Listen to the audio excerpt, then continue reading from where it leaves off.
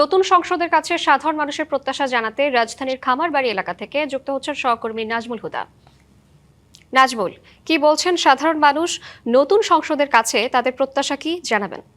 শ্রাবন্তী, ত্রয়োদশ জাতীয় সংসদের প্রথম অধিবেশন গতকালকেই কিন্তু শুরু হয়েছে এবং এই সংসদ ঘিরে জনমানুষের প্রত্যাশা কিন্তু ব্যাপক। তাদের অনেক আকাঙ্ক্ষা রয়েছে, যেহেতু দীর্ঘ দীর্ঘ বেশ কয়েকটি নির্বাচন যেটি নিয়ে বেশ প্রশ্নবিদ্ধ হয়েছিল। তারপরেই এই গণঅভ্যুত্থানের পরবর্তীতেই 12ই ফেব্রুয়ারি যে নির্বাচনটি হলো, তারপরে নতুন সরকার গঠন হয়েছে এবং আমরা একটু জানার চেষ্টা করব যে এই যে গতকালকে সংসদটি বসলো, সেই সংসদে জনগণের কি প্রত্যাশা। আমাদের সঙ্গে রয়েছেন একজন ব্যাংক কর্মকর্তা রয়েছেন, আমরা একটু তার কাছেই একটু জিজ্ঞেস করি যে গতকালকেই প্রথম অধিবেশন হলো, নতুন সরকার, নতুন সংসদ, আপনাদের আকাঙ্ক্ষার জায়গাটা কোথায়? আলহামদুলিল্লাহ, আমাদের আকাঙ্ক্ষার জায়গা তো গত গভর্নমেন্টের চেয়ে এখন আকাঙ্ক্ষা অনেক বেশি এবং সবাই আশা তো অনেক প্রত্যাশা বেশিই করে।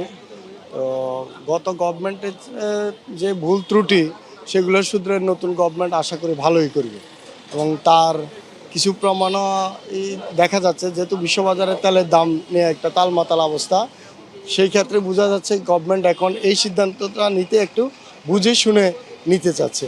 যেহেতু বাজার এই তেলের, বিশেষ করে তেলের বাজারটায় যদি এখন তেলের দাম বাড়িয়ে দেয়, গভর্নমেন্টের একটা নেতিবাচক ধারণা থেকে তারা সরে আসবে, দ্রব্যমূল্য নিয়ন্ত্রণ, পাশাপাশি দুর্নীতি এই বেড়ে ধরনের যাবে।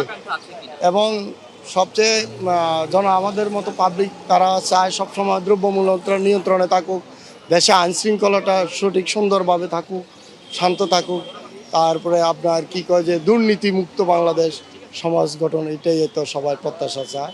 আর যেহেতু এখানে অধিকাংশ সংসদ সদস্য নতুন, তাদের কথা এবং কাজের মাধ্যমে যাতে কথাটা যেভাবে বলতেছে কাজের মাধ্যমে যাতে প্রমাণ করে, সেটাই সবাই প্রত্যাশা করে।